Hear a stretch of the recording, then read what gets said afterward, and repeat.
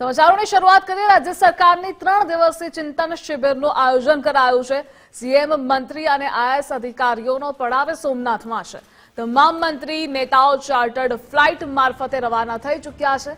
શિબિરમાં artificial intelligence governor મુદ્દે વિશેષ ચર્ચા સત્ર, વિકાસ, યુવાનો તેમજ રોજગાર અંગે ચિંતન શિબિરમાં ચર્ચા થશે તો ગત વર્ષની કાર્યસિદ્ધિ અંગે પણ સમીક્ષા કરાશે।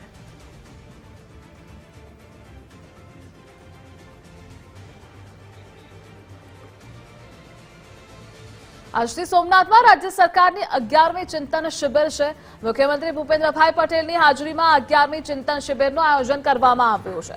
વેરાવળ રેલવે સ્ટેશન પર વહેલી સવારથી અધિકારીઓનું આગમન થઈ રહ્યું છે તો મંત્રીઓ તથા અધિકારીઓ સહિત 197 લોકો શિબિરમાં જોડાવાના છે। આજથી 23 નવેમ્બર દરમિયાન સોમનાથ ખાતે આ ત્રિદિવસીય આયોજન છે।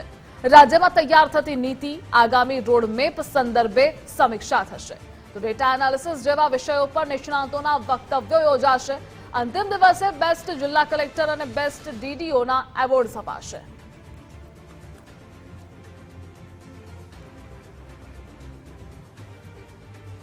ચિંતન શિબિરની આજથી શરૂઆત થવા જઈ રહી છે। 3 દિવસ આ શિબિર ચાલશે। 11મી ચિંતન શિબિર મુખ્યમંત્રી ભૂપેન્દ્રભાઈ પટેલની હાજરીમાં ચિંતન શિબિર યોજાશે। અનેક નેતાઓ પણ જોડાશે। વેરાવળ રેલવે સ્ટેશન પર વહેલી સવારથી જ અધિકારીઓનું આગમન પણ થઈ રહ્યું છે। ડેટા એનાલિસિસ જેવા વિષયો પર નિષ્ણાતોના વક્તવ્યો પણ યોજાશે તો આ સાથે રાજ્યમાં તૈયાર થતી નીતિ, આગામી રોડમેપ સંદર્ભે ચર્ચા વિચારણા અને સમીક્ષા થશે। અને આજ મુદ્દે આપણી સાથે સંવાદદાતા નિકુંજ જાની જોડાયેલા છે। નિકુંજ, ચિંતન શિબિરની આજથી શરૂઆત થવા જઈ રહી છે, કેટલા લોકો હાજર રહેશે, આ સાથે કયા કયા મુદ્દાઓ પર આ ચિંતન શિબિરમાં ચર્ચાઓની સંભાવના?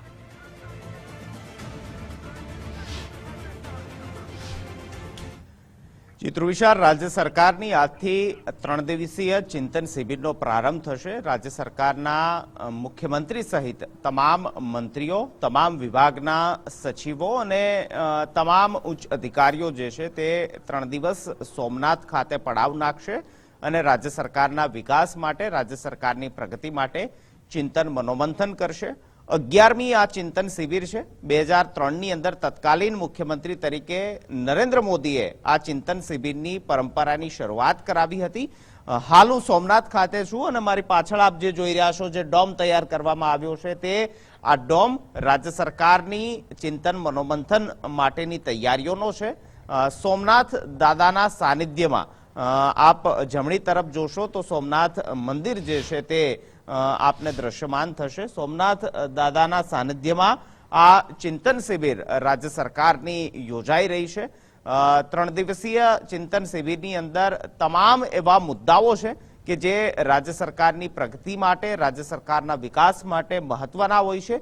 તે તમામ મુદ્દાઓને લઈને આ ચિંતન શિબિરની અંદર મનોમંથન કરવામાં આવશે, ચિંતન કરવામાં આવશે।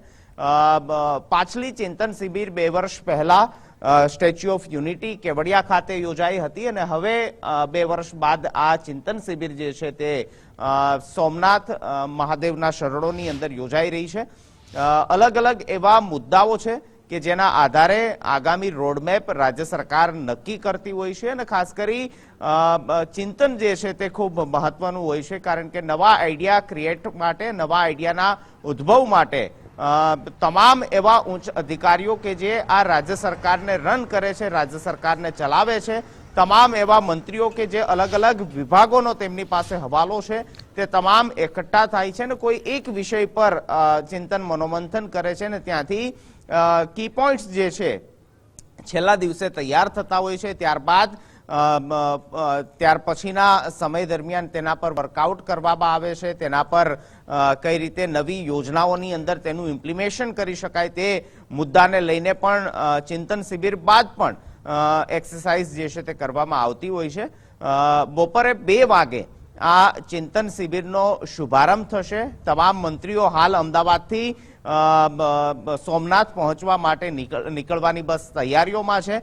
થોડા સમય બાદ તેઓ કેશોદ એરપોર્ટ ખાતે લેન્ડ થશે, ત્યાંથી તેઓ બાય રોડ અહીં પહોંચશે અને બપોરે 2 વાગે ચિંતન શિબિરનો પ્રારંભ જે છે તે મુખ્યમંત્રીની હાજરીમાં, મુખ્યમંત્રીની અધ્યક્ષતામાં થશે અને ત્યારબાદ 3 દિવસ દરમિયાન લગાતાર અલગ અલગ એવા સેશનો છે કે જેની અંદર રાજ્ય સરકારની વિકાસલક્ષી બાબતોને લઈને ચિંતન થશે, મનોમંથન થશે.